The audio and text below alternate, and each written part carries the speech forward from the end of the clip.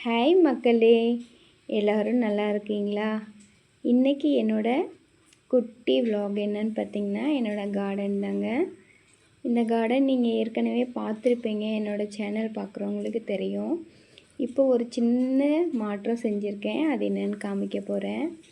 இது பார்த்திங்கன்னா நம்ம ஊர் சக்கரவள்ளி கிழங்குங்க. இது நம்ம ஊர் கத்திரி செடி. என்னோடய ஃப்ரெண்டு கொரியரில் விதை அமிச்சாங்க, அது மூலியமாக போட்டேன். அது வெள்ளை கலர் பூ வருதுங்க, அதனால் வெள்ளை கத்திரிக்கான்னு நினைக்கிறேன். இது சிகப்பு தண்டுக்கீரைங்க, கொஞ்சம் சமைக்கிறதுக்கு பறித்து வச்சுருக்கேன்.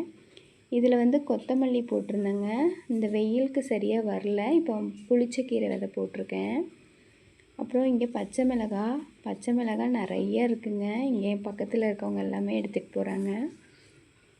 இந்த வெண்டஞ்செடி இப்போ மாறிடுச்சுங்க, இனி புதுசு போடணும். பாருங்கள் எவ்வளோ காய் இருக்குது பச்சை மிளகாய். அதுக்கப்புறம் இங்கே கொத்தவரஞ்செடி போட்டிருக்கேங்க. இது ஹைப்ரிட்டாக என்னென்னு தெரிலங்க, இலை நல்லா பெருசாக வருது, இன்னும் பிஞ்சு வைக்க ஸ்டார்ட் ஆகலை.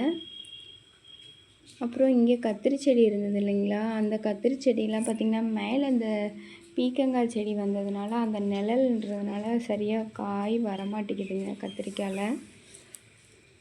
இந்த ஊர் பீக்கங்காங்க இது, நம்ம ஊரில் நுர பீக்கங்காய் சொல்லுவோம் இல்லைங்களா, அந்த மாதிரி. அப்புறம் இங்கே கொஞ்சம் புதினா வச்சுருக்கேன். மஞ்சள் நெட்டு வச்சுங்க, அது இப்போ பார்த்திங்கன்னா கொஞ்சம் பெருசாக இருக்குது. இது 10 மாதம் ஆகும்னு சொன்னாங்க, அடுத்த ஏப்ரலில் எடுக்கலாம்னு நினைக்கிறேன். இப்போ நான் ஜூனில் வச்சேன். இது இப்போ பார்த்திங்கன்னா இங்கே மழை காலம் ஸ்டார்ட் ஆகிடுங்க. இப்போ ஜூலைலேருந்து பார்த்திங்கன்னா செப்டம்பர் வரையிலும் ஃபுல் மழையாக தான் இருக்கும். இது கொஞ்சம் நான் ஜூன் லாஸ்ட்லேயே எடுத்துட்டேன் இந்த வீடியோ. அதுக்கப்புறம் பார்த்திங்கன்னா இங்கே தண்டுக்கீரை இருக்குங்க, பாருங்கள் குட்டி குட்டியாக எல்லாம் முளைச்சிட்ருக்கு. இது ஒரு தண்டு செடி வச்சுருந்தாங்க, அதில் இருக்கிற விதையிலேயே விழுந்து அப்பப்போ முளைச்சிட்டே இருக்குது. இது பாருங்கள் குண்டு மிளகாய், நான் டிமார்ட்டப்போ தாளிக்கிறதுக்காக வாங்கிட்டு வந்தேன். சரி அதுலேயே விதை போடலான்னு ஒரு சின்ன டப்பாவில் போட்டு அந்த செடி வச்சேங்க. நான் நினச்சி கூட பார்க்கல இந்த அளவுக்கு வரும்ன்ட்டு. ஆனால் இப்போ நல்லா காய் வந்திருக்குங்க. இந்த பீர்க்கஞ்செடியால் தாங்க எல்லா செடிக்கும் பெரிய பிரச்சனையாகிட்டுருக்கு. ஏன்னா இதனோட நிழல் பார்த்திங்கன்னா மற்ற செடிக்கு ஒழுங்காக காய் வைக்க மாட்டேங்குதுங்க. ஏன்னா வெயில் இல்லாததுனால அதனோட வளர்ச்சியே கம்மியாகுது. ஆனால் இந்த செடியை பிடுங்கவும் மனசு வரல, ஏன்னா நிறைய காய் பிஞ்சு விட்டுருக்கு. பாருங்களேன் கத்திரி செடிலாம் இறந்துருச்சு. இதில் பார்த்திங்கன்னா காய் குட்டி குட்டியாக தான் வைக்கிது. முன்ன பார்த்திங்களா என்னோடய வீடியோ தெரியும், பெரிய காய்ங்க. நம்ம என்ன சொல்கிறது, குண்டு சுரக்காய் இருக்கும் இல்லைங்களா, குட்டி அந்த சைஸில் இருந்தது.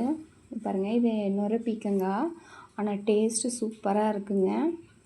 நான் இந்த சேர் எடுத்துகிட்டு கொஞ்சம் கார்டன் பண்ணியிருந்தேன் இல்லைங்களா, தக்காளி செடி அப்புறம் மிளகாய் செடி, அதுங்க நிறைய மிளகாங்க.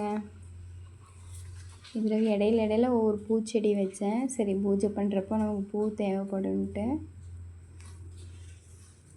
நானே வீடியோ எடுத்துக்கிட்டு நானே இது பண்ணுறதுனால கொஞ்சம் கிளியராக வீடியோ எடுக்கலன்னு நினைக்கிறேங்க, கொஞ்சம் அட்ஜஸ்ட் பண்ணிக்கோங்க.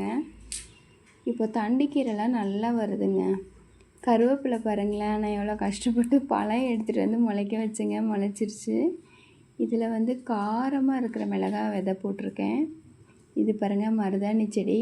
இங்கே நான் இருக்கிற ஏரியாவில் மருதாணி செடி எனக்கு எங்கேயுமே கிடைக்கலைங்க.